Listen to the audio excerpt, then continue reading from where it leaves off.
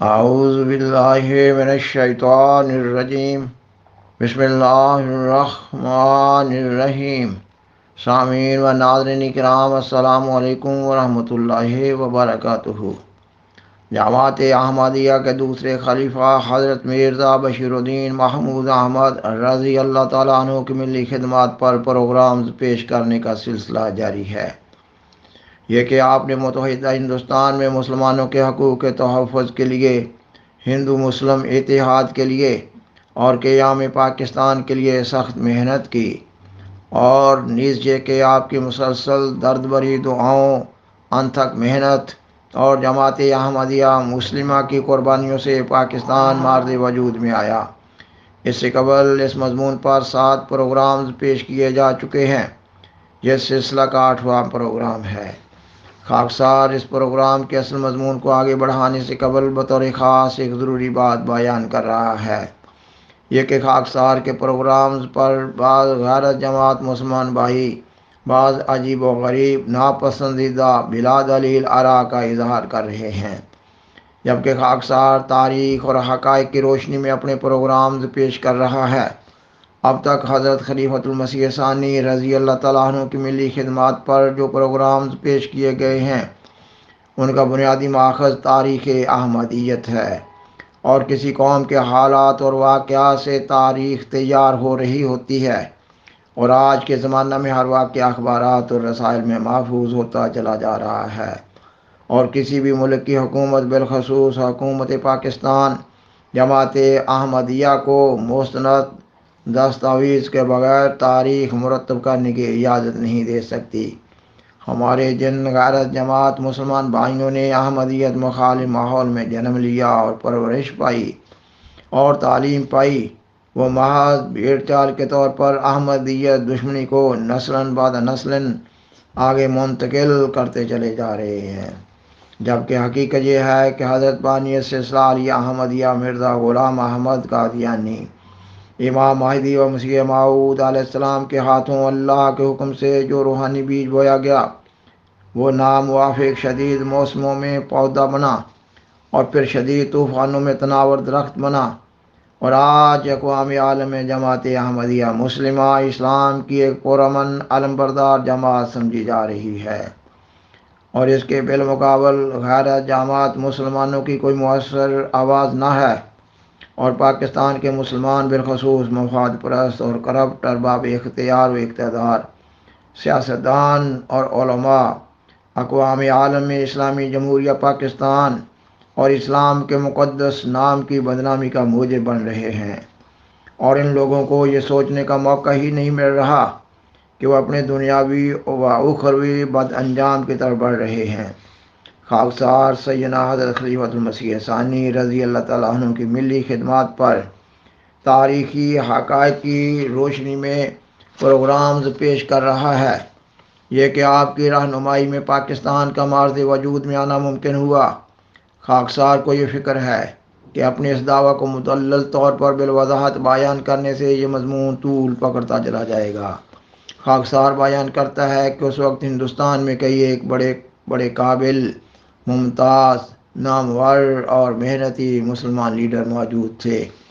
مگر ان تمام رہنماؤں کی نگاہوں کا مرکز آپ کی ذات اقدسی تھی۔ ایسا کیوں تھا؟ ایسا اس لیے تھا کہ آپ کے بارے میں حضرت بانی سلسلہ علی احمدیہ مرزا غلام احمد قادیانی، امام مہدی و مسیح موعود علیہ السلام کی پیش گوئی ہے کہ آپ وہ پسرے موعود ہیں جن کے بارے میں اللہ تعالیٰ فرماتا ہے، وہ سخت ذہین و فہیم ہوگا اور دل کا حلیم، اور علوم ظاہری و باطنی سے پر کیا جائے گا، ہم اس میں اپنی روح ڈالیں گے اور خدا کا سایہ اس کے سر پر ہوگا، وہ جلد جلد بڑھے گا اور اسیروں کی رستگاری کا موجب ہوگا، اور زمین کے کناروں تک شہرت پائے گا اور قومیں اس سے برکت پائیں گی۔ سامعین و ناظرین کرام، خاکسار نے بیان کیا کہ ہندوستان کے مسلمان لیڈروں کی نگاہوں کا مرکز جماعت احمدیہ کے دوسرے امام حضرت مرزا بشیر الدین محمود احمد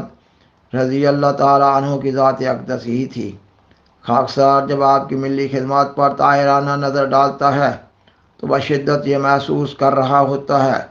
کہ اس وقت متحدہ ہندوستان کے مسلمانوں کے قومی وجود کا روح رواں آپ ہی تھے، اور یوں محسوس ہوتا ہے کہ قائد اعظم محمد علی جناح آپ ہی کی رہنمائی میں آگے بڑھ رہے تھے۔ قائد اعظم محمد علی جناح آل انڈیا نیشنل کانگریس کے ممبر تھے،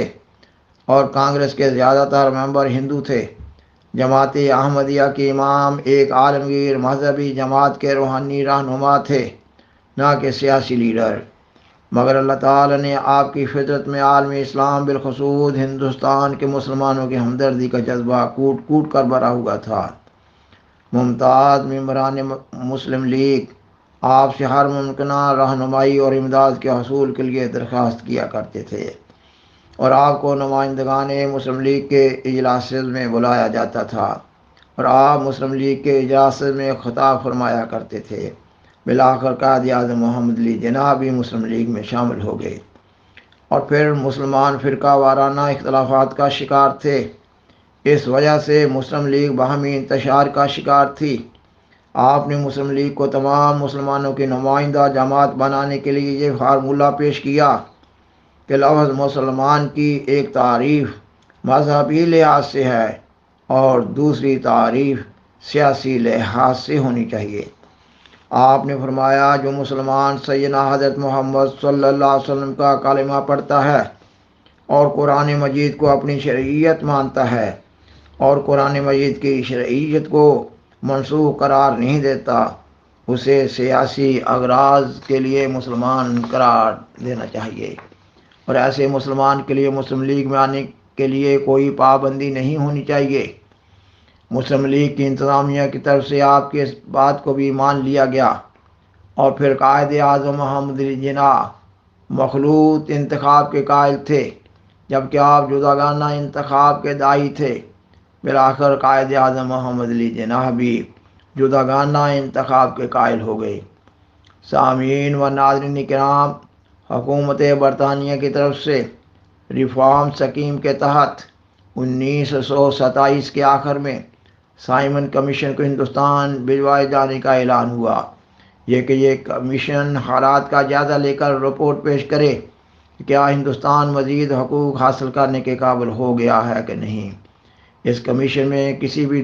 ہندوستانی کو ممبر نامزد نہ کیا گیا تھا، اس لیے کانگریس اور دوسری سیاسی جماعتوں نے اس کمیشن کے بائیکاٹ کا فیصلہ کر لیا۔ بعض مسلمان رہنما بالخصوص قائد اعظم محمد علی جناح اور مولانا محمد علی جوہر بھی سائمن کمیشن کے بائیکاٹ کے حامی بن گئے۔ ان نازک حالات میں آپ نے ایک رسالہ مسلمانان ہند کے امتحان کا وقت اردو اور انگریزی میں شائع کیا۔ آپ نے اس رسالہ کا آغاز اپنے ان الفاظ سے کیا ہے۔ آپ فرماتے ہیں، قریباً 3.5 ماہ ہوئے کہ میں نے موجودہ حالات کے متعلق آخری پوسٹر شائع کیا تھا، اور جو اثر ان پوسٹروں کا ہوا تھا وہ چاہتا تھا کہ یہ سلسلہ جاری رہتا، لیکن میں نے مناسب سمجھا کہ جو تحریک پہلے ہو چکی ہے اسے مسلمان جذب کر لیں تو پھر اور اگلا پوسٹر شائع کیا جائے۔ گو میں یہ خیال نہیں کرتا کہ وہ تحریکیں جو پچھلے موسم گرما میں کی گئی تھیں وہ مسلمانوں میں پوری طرح جذب ہو گئی ہیں، لیکن اس وقت پھر ایک اہم موقع پیش آیا ہے جس کے سبب سے میں خاموش رہنا پسند نہیں کرتا، اور چاہتا ہوں کہ اپنے خیالات کو مسلمانوں کے سامنے پیش کر دوں۔ شاید کہ کوئی درد مند دل ان خیالات سے متاثر ہو، اور شاید کہ میں مسلمانوں کی کوئی خدمت کر کے اللہ تعالیٰ کی خوشنودی کا مستحق ٹھہروں۔ آپ مزید بیان فرماتے ہیں، ہندو لیڈر جانتے ہیں کہ کمیشن کے بائیکاٹ میں ان کا کوئی نقصان نہیں۔ وہ جو کچھ اپنے متعلق کہنا تھا 8 سال سے انگریز ممبران پارلیمنٹ کو رٹاتے چلے آئے ہیں۔ اگر نقصان ہے تو مسلمانوں کا، جن کے مطالبات اور جن کے حقوق سے پارلیمنٹ کے ممبر قریباً بالکل ناواقف ہیں، پس بائیکاٹ ہندوؤں کا کوئی نقصان نہیں کرے گا، لیکن مسلمان اس کے نتیجے میں سیاسی ترقی کی شاہراہ سے اس قدر دور چلے جائیں گے کہ پھر ان کے لیے سنبھلنا اور واپس آنا سخت مشکل ہو جائے گا۔ اور خاکسار بیان کرتا ہے کہ پھر آپ نے اس زیر نظر رسالہ میں مسلمان رہنماؤں کی رہنمائی کے لیے سائمن کمیشن میں پیش کرنے کے لیے 8 امور بطور خاص بیان فرمائے ہیں۔ سامعین و ناظرین کرام، آپ اس رسالہ کے آخر میں بیان فرماتے ہیں: آخر میں تمام مسلمانوں سے یہ کہنا چاہتا ہوں کہ ہر قوم کی حالت اس کی اپنی کوششوں سے بدلتی ہے۔ جو قوم یہ چاہتی ہے کہ دوسرے لوگ ہماری حالت کو بدلیں اور ہمیں ابھاریں، وہ کبھی ترقی نہیں کر سکتی۔